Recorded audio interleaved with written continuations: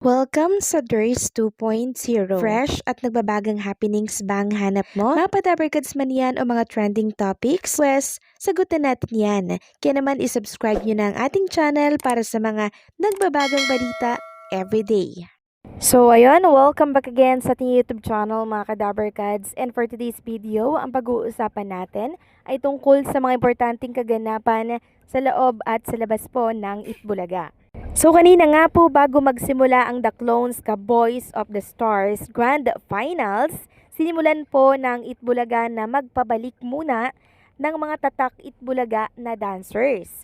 Katulad na lamang po ng mga EB Babes na kung saan isa nga po dito sa sumayaw yung asawa po ni Jose Manalo. And also nagbalik din po mga kadabarkads itong maneuvers and itong sex bomb dancer. So ngayong araw po ng Sabado, wala po si Atasha Mulak sa Itbulaga. Pero kahapon, present naman ito. Alam naman natin na marami pong mga commitment na inaasikaso po nitong si Atasha. Samantalang sa The Clones ka Boys of the Stars Grand Finals naman, sponsors pa din ang Travel Geeks. At eto nga po yung mga judges na kung saan ay talaga naman pong kumilatis sa mga grand finalists natin ngayong araw po ng Sabado. Una na po dito si Robert Sena, singer and international theater performer. Pangalawa po itong si Junji Marcelo, multi-awarded songwriter and music producer. Andirito rin po si Cheryl Cruz, singer and actress. And syempre si Paulo Santos, acoustic king of the Philippines.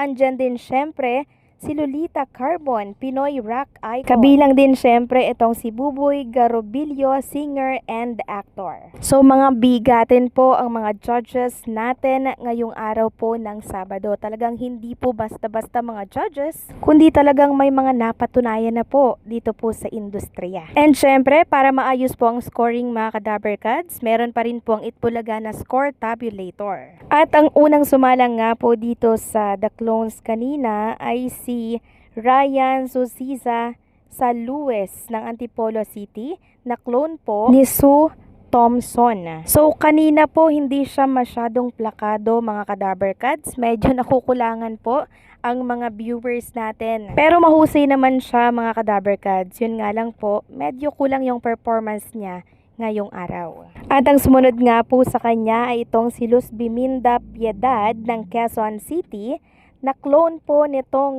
si Shirley Basi. So sa comment section pa lang po ng Itbulaga, ang daming nagtatanong na bakit daw po ganun yung outfitan po nitong si Luz Biminda. And napag-alaman nga natin na ganito pala talaga yung pormahan po ni Shirley Basi mga kadabarkads.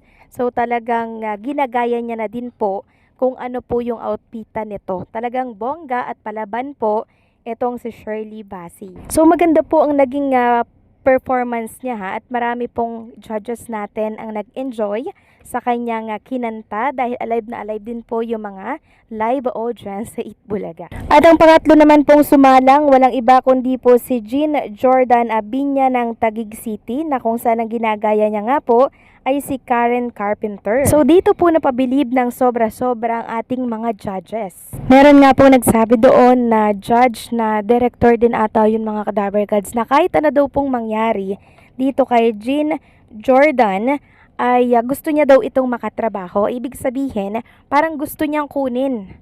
Kasi ang ganda daw po ng boses nitong si Jean Jordan. Meron pa nga po siyang sinabing word mga kadabarkads na smitin daw po yung naging performance nitong si Jean Jordan. So magaling siya mga kadabarkads at ang dami din po ang talagang napabilib, napawaw sa kanyang performance kanina. At ang pang-apat naman po na sumalang mga kadabarkads ay si Princess Arezado ng Las Piñas City, na kung saan ang clones na ginagaya niya po ay si Bonnie Tyler. So lahat naman mahuhusay mga kadabarkads, wala tayong tula, kabigen sa mga clones grand finalist natin ngayong araw po ng Sabado. Pero itong si Jean Jordan talaga yung nag-stand out ngayong araw po ng Sabado. At ang huling sumalang, walang iba kundi si Salvador Kalimlim ng Santa Barbara, Pangasinan. And mahusay din po siya mga kadabarkads, gayang-gaya niya din po yung boses ng clones na ginagaya niya. And katunayan po niyan, sumakit ang ulo ng ating mga judges ngayong araw. Dahil nga po wala silang tulak kabigen dito sa mga grand finalists natin sa The Clone. And taob na naman po ang katapatang programa ng Itbulaga mga Kadaberkads dahil sa online viewers pa lamang po ng TVJ Itbulaga YouTube channel, halos pumalo ito sa 200,000 mga Kadaberkads. So ganyan po kadami yung mga nag-aabang every time na mag-showdown nga po itong mga grand finalist natin. So yung GB5 mga Kadaberkads, pinanghuli na po nila yoon ngayong araw po ng Sabado dahil nakatutok nga po sila dito sa The Clones Grand Finals. And kanina nga po nang i-anunsyo itong nanalo mga Kadaberkads, ang daming hindi makapaniwala pero deserve naman po niyang manalo mga Kadaberkads kasi nakita natin yung naging performance niya kanina. And alam niyo mga Kadaberkads, itong manok ko po na si Jean Jordan Avina po talaga yung gustong gusto kasi ang husay niya po talaga eh. Siya yung simple lang pero pag kumanta, grabe pasabog po yung kanyang boses mga Kadaberkads. Kaya yung mga judges kanina, gustong gusto siyang makatrabaho. Kaya hindi man manalo itong si Jean Jordan Avina or manalo man siya mga Kadaberkads, sigurado pong makakatrabaho niya ang ilan dito sa mga judges natin kasi gustong gusto po siya nakuhanin. And kanina pa lang po mga Kadaberkads sa live chat po ng Itbulaga YouTube channel, grabe ang dami pong nagko-comment doon na ang manok daw nila ay si Jean Jordan na kung saan ay clone po ni Karen Carpenter. So kuha niya naman po mga Kadaberkads, 'di ba?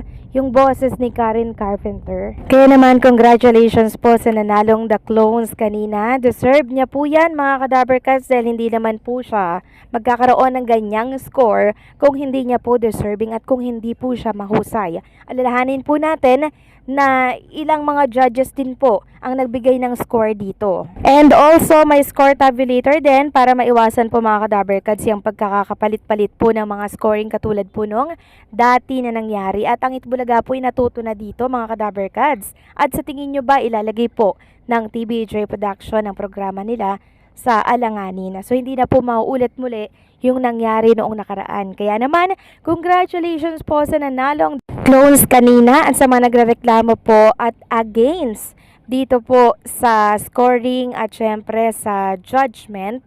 Wala tayong magagawa doon dahil mga judges na po ang nagbigay ng score mga Kadaberkads. Ulitin ko lang po ulit, wala pong dayaan na nangyari kanina mga Kadaberkads. Dahil ito po ay totoong in-score ng mga judges natin sa Itbulaga. Hindi na po mauulit yung nangyari noong nakaraan. So paano mga Kadaberkads? Agree ba kayo dito? Please comment down below. So paano hanggang dito na lamang pong update natin. Maraming salamat sa patuloy na pagsuporta.